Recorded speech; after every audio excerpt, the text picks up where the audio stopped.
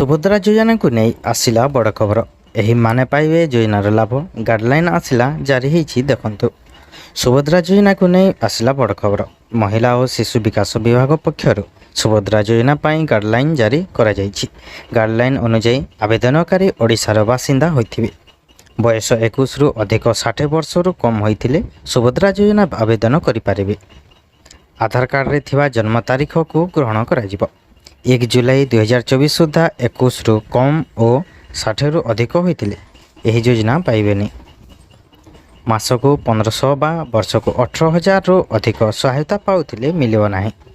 सेहीपरि वर्तमान किंबा पूर्वतन एमपी विधायक होइथिले, आयकर देउथिले, वार्ड मेंबर, काउंसिलर छड़ा अन्य पंचायत प्रतिनिधि होइथिले एही योजना मिलिबो नाही। एथिसह केंद्र एवं राज्य सरकार चाकरी बा पेंशन पाउथिले एवं परिवार जलसेचित जमी 5 एकर, अण जलसेचित जमी 10 एकर थिले एही योजना पाइबे नाही।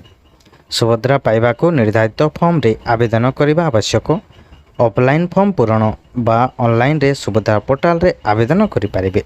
अंगनवाड़ी केंद्र, ब्लॉक और मो सेवा केंद्र रे मागणा रे मिलिबो फॉर्म।